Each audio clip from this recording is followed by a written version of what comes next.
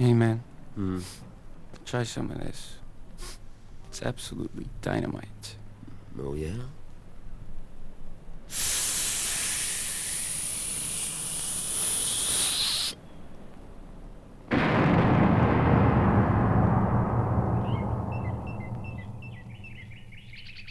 A child's garden of grass. Many people have smoked marijuana. Many have seen marijuana, but very few people have ever heard marijuana. The history of marijuana. Marijuana was first discovered in Twin Falls, Idaho in 1907 by a small Polish immigrant by the name of Wayne Krulka.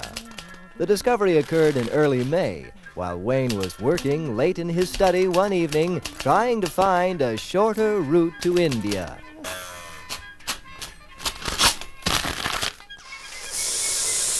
That's one small tug for man.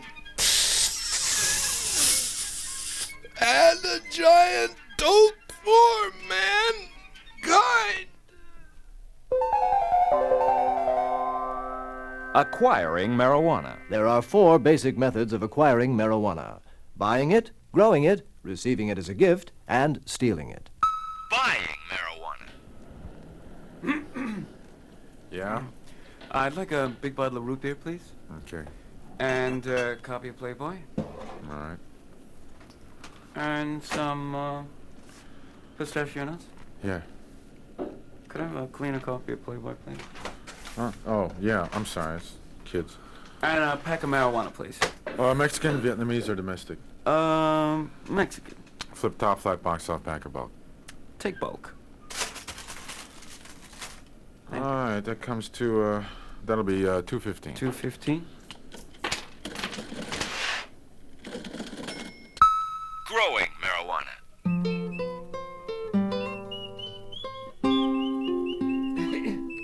Mary, Mary, quite contrary, how doth your garden grow? Really great where there's no heat, and usually best when I put the seeds about a half-inch underground, water lightly once a week, and hope for the best. Receiving marijuana as a gift. Getting grass as a gift is probably the nicest way of all of acquiring it. Here are a number of methods guaranteed to get you free grass. Be very, very nice to everyone you meet. Or Look for people who are smoking grass. Go over and stand next to them as quietly as possible and look wistful. If they give you any, be sure to say thank you. Or Become a narcotics officer. Or, Be a very beautiful girl with large breasts. and if none of these methods work, then whenever you're taking a walk, look on the ground for rolled up baggies with a rubber band around them. stealing marijuana. Now, here's the main method for acquiring yourself some free grass. You just creep up on someone and go, "Hey, say what happened? Look up there." Well, and you cop that grass and split. The effects of marijuana. The first time a person tries to get stoned, he may not feel any effect whatsoever. Many people, even Methodists, find that after smoking for hours, particularly with good grass, they'll still feel no effect the first 2 or 3 times. For them, we recommend needlepoint, weightlifting, or any of the other traditional methods of reaching nirvana. I can lift 347 pounds over my head, but still, nobody likes me. We believe that, except for a few weirdos here and there, everybody can feel the effects of grass. Fortunately, all the barriers which keep a person from getting high are easily overcome once you know them. The first barrier to overcome is the belief that smoking grass gives one a kick. It does not. You do not get a kick or a rush from grass. The second barrier is that there's no way to know how you're supposed to feel, so you don't know what to look for. And the third barrier is a roadblock. Your papers, please. I only have a pipe, man. Then you'd better come with me. Creativity. It's a known fact that grass increases creativity from 8 to 11 times. In fact, everyone finds that they're more creative stoned than straight. All of us are latent Michelangelos, or Carusos, or Da Vincis, and think we can paint, or sing, or write, if only we tried hard enough.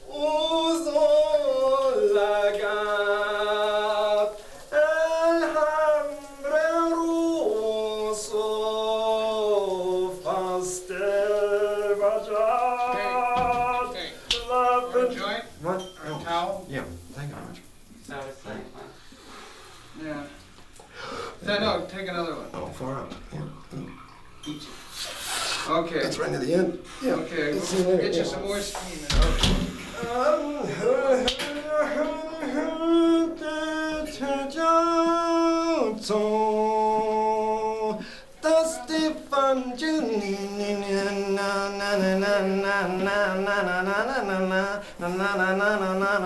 my baby, she's a dirty dog and she know it.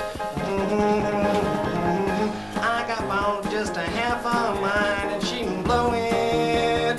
Yeah, yeah, you take a trip to the left, you take a trip to the right. When you trip too far, you're gonna fall all night. Well, that's what you get, standing by yourself, doing the dirty dog on the continental shelf.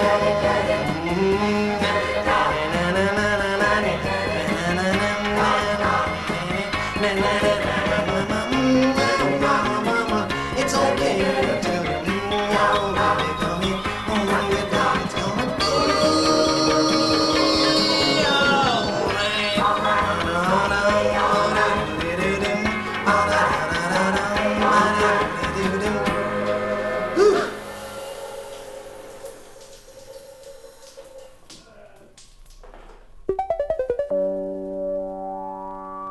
The physical effects of marijuana. The first sensations may be felt instantly after having smoked some grass, or an hour after having eaten it. Usually, you creep slowly into a stoned condition, inch by inch, sliding upward, but if you've eaten it, the effects may come upon you suddenly and strike you full force in the middle of a word. So while I was shopping at the supermarket, see, I saw this beautiful chick, really dynamite. So I was just about to use the old drop the jar of mustard on her foot ploy, you know, to meet her. And she,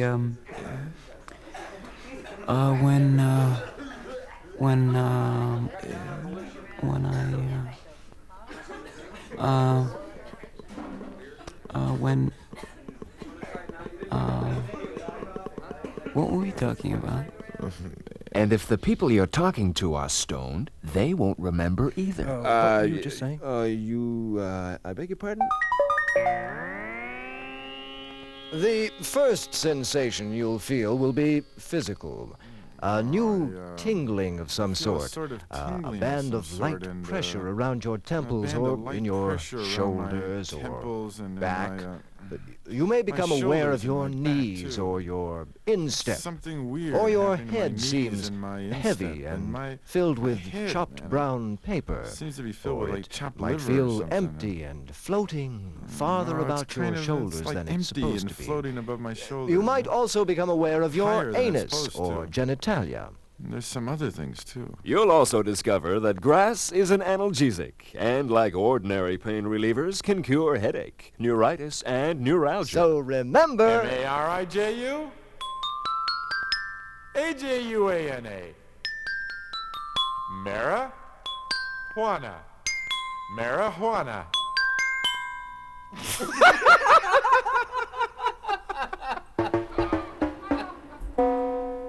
Psychological effects. habits. Sometimes the early psychological changes coincide with the early physical changes experienced while stoned, but the famous mind expansion comes after the famous physical sensations. Grass heightens and distorts. For example, profound revelations. You may think you have profound revelations, only to discover later that they are none too profound. For example, Profound revelation number 1. Survival of the species is everybody's business. Profound revelation number 2. No matter how much you may dislike pickles, it is, after all, the only thing you can do with cucumbers. what may cause this magnification of the importance of certain things is that your mind seems to be racing along, and sometimes You find operating a number of levels at once. simultaneously. There is also the fact that you tend to forget everything almost as soon as it happens, and certain thoughts seem to take on secondary and even tertiary. and Hey, man, what are you talking about? I think I forgot.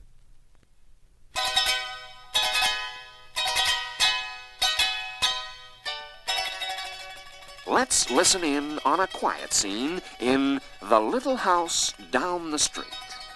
Andy and Virginia are very stoned and are spending the evening listening to their collection of old records and giggling a lot.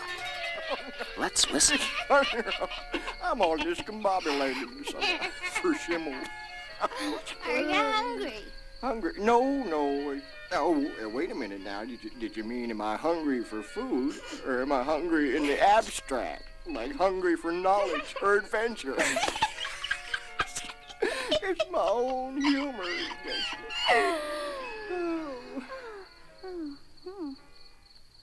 What were we talking about? You asked if I was hungry. Oh, did I? Well, yes. Well, are ya? Am I what? Am I what? I don't even know my own name. Shit. Time and space. Your awareness of time and space also becomes confused. Things seem to take an unearthly long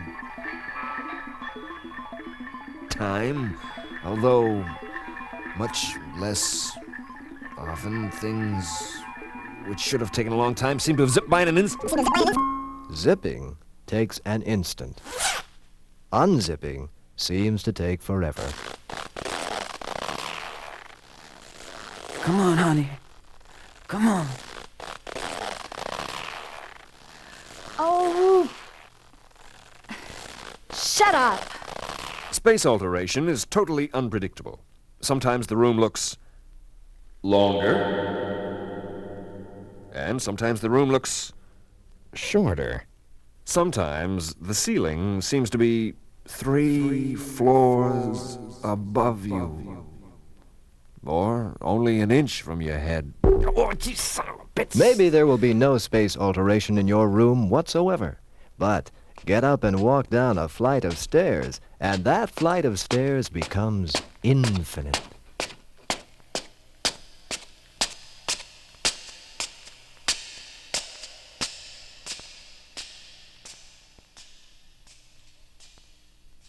Time disorientation can sometimes cause you needless concern.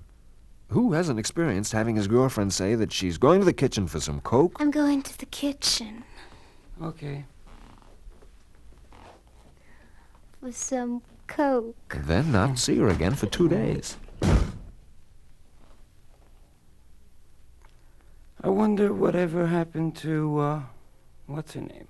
After thinking she's accidentally locked herself in the refrigerator or been spirited away by Chinese people, you run into the kitchen and yell, "What's the matter?" Gloria! Gloria, what's the matter? I locked in the refrigerator. Only to realize she's been gone less than a minute.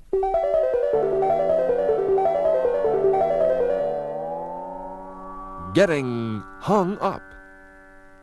Small tasks and insignificant things can take on a tremendous importance and interest. Often you find yourself doing some little thing over and over, like picking lint off your dog, or staring at a tiny, tiny spot on the wall, or playing with something like this little microphone button here that doesn't seem to have very much of a purpose, really, except that it makes a funny noise whenever I push it, you know?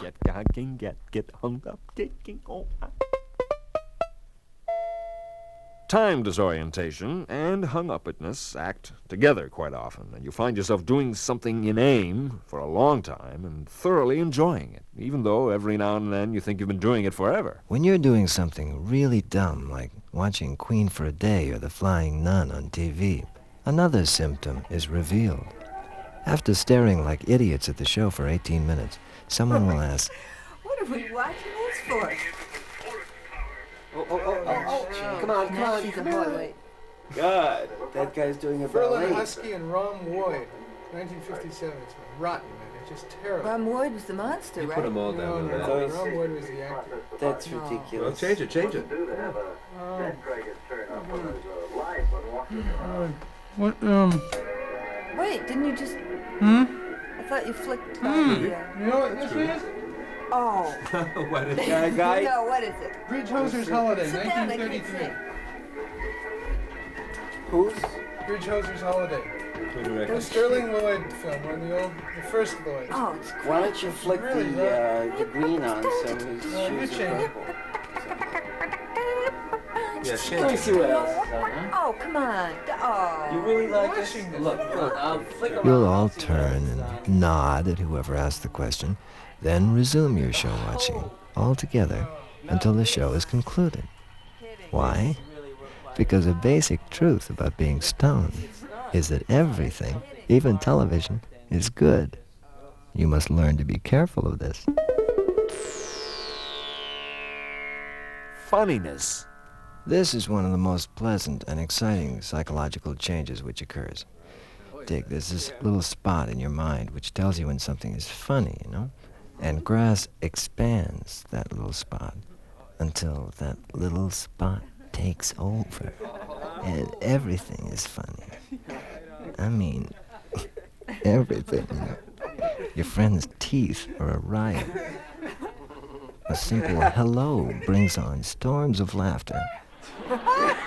And something which is genuinely funny, like a good joke or a Marx Brothers movie, can turn you into a compulsive maniac, writhing in agony and pleading for help. I know this is true because I just got back from a small town.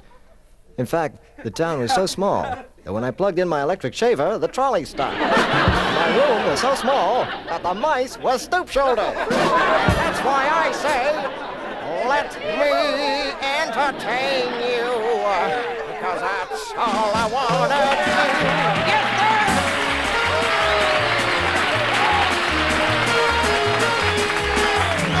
Let's hear it for a great little comic, a funny guy, Jimmy Burney.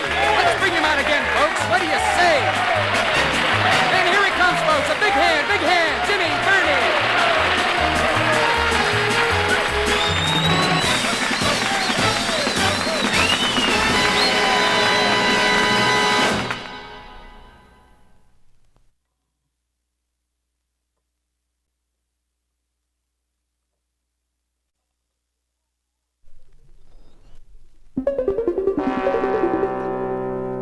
Meditation.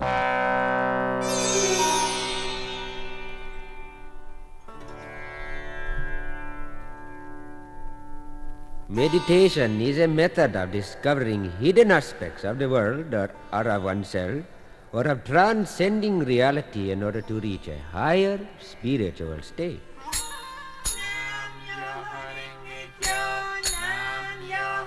One method of accomplishing this is to concentrate for a long period of time on a specific theme or subject, or on a meaningless word, a mantra.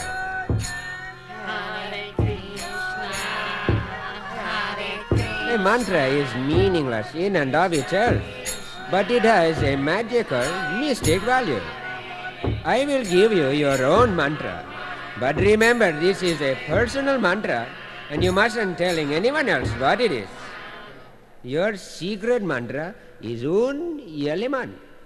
Un Yeleman. Now say it now. It's very beautiful.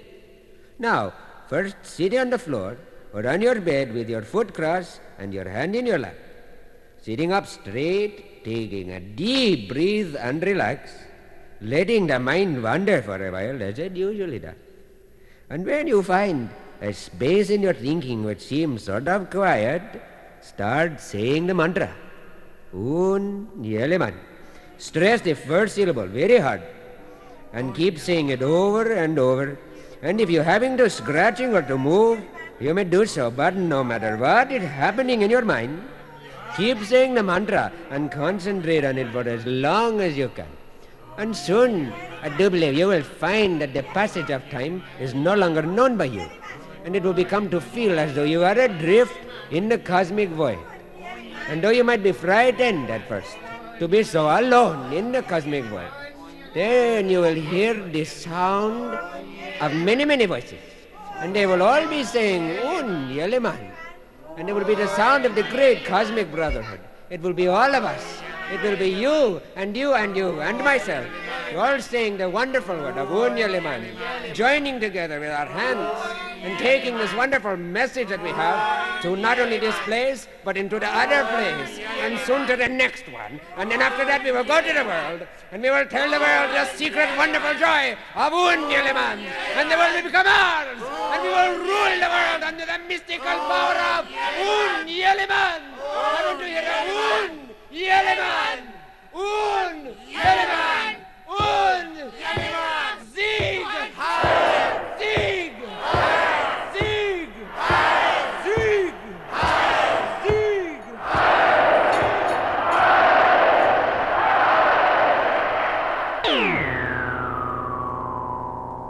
Now we get to the most important things which grass alters, and through alteration, enhances. These things are three. The holy three. And they are eating food, listening to music, and making love, you dig? Eating food. Eating becomes a joy unbounded. All food tastes far out. If you open a box or bag of stuff like Abba's Abba bars or dried figs or something, you'll start eating and eating until someone happens along and pulls the bag or box out of your hand. Hey! At which point you might dash to the refrigerator.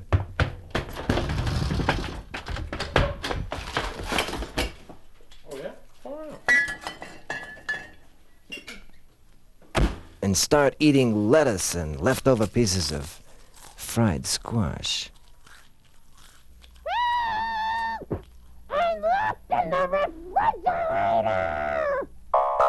Music. Listening to music while stoned is a whole new world. Most heads consider its importance second only to sex. And grass will change your musical habits for the better, even when you listen later, when you're not stoned.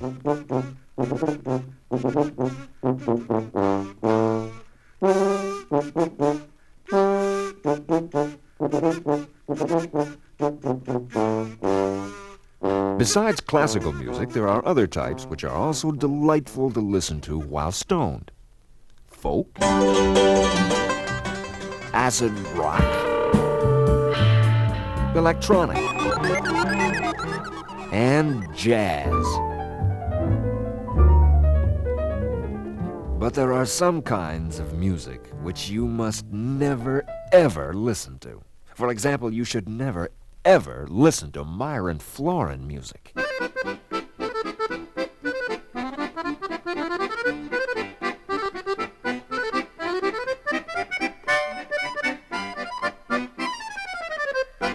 Or Dick Contino music.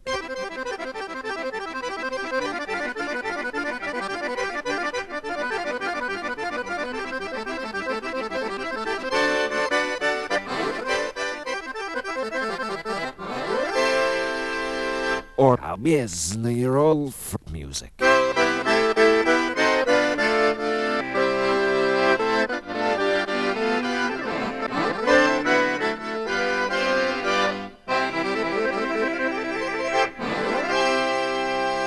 Unless, of course, they're all playing together.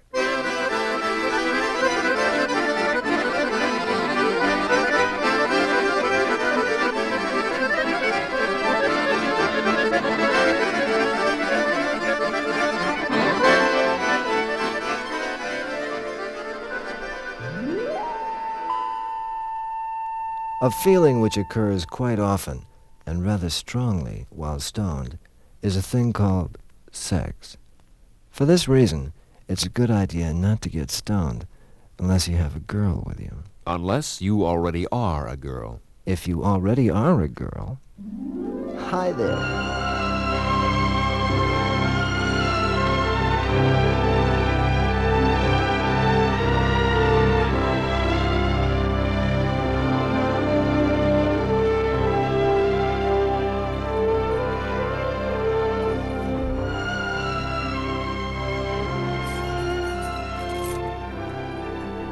The music in the room, or the murmurings of your friend, are not just an audio delight, but a physical sensation. Yeah.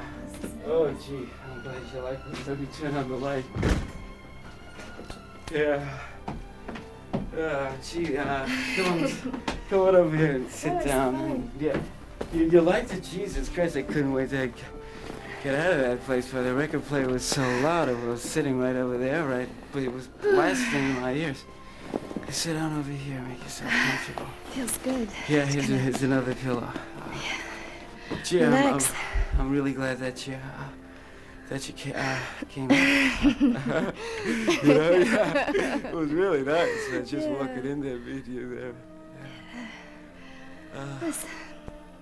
Feels good to get quiet again. Yeah, doesn't it? Doesn't it? Can I get you some wine or maybe something to? Something to drink? Yeah, that'd be good. Oh, great, man! I got some Japanese wine that really can stone you out. Just puts the edge on everything. You drink it warm, and it's really out of sight. Really, yeah, you're really gonna dig it. Oh yeah, you know about it. Yeah, yeah. You get it in Japanese restaurants. It's here. Why don't you drink it out of this little cup? Oh, I got some hashish too. Oh, some hashish. Oh, fantastic. Hashish. That means they got a. No, I got a pipe. Oh, you got a pipe. Great. Okay, let's. Gee whiz, I'm really glad you came. You mind if I put it in the pipe and oh yeah, go ahead. Oh, thank you. Yeah, well, I'm really glad you. It really worked out, didn't it? Yeah. Isn't that wine delicious? Yeah, this is nice. Oh, it's fantastic. It feels good on your lips. Yeah. Oh. Great. Yeah, this is good. Great stuff. Oh yeah. Yeah, dynamite stuff. Yeah.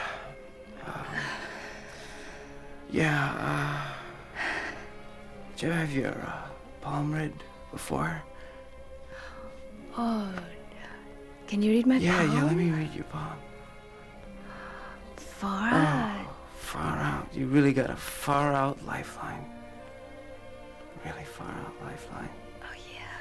Yeah, look at the way it travels right up your arm. Yeah. Really incredible. Oh yeah.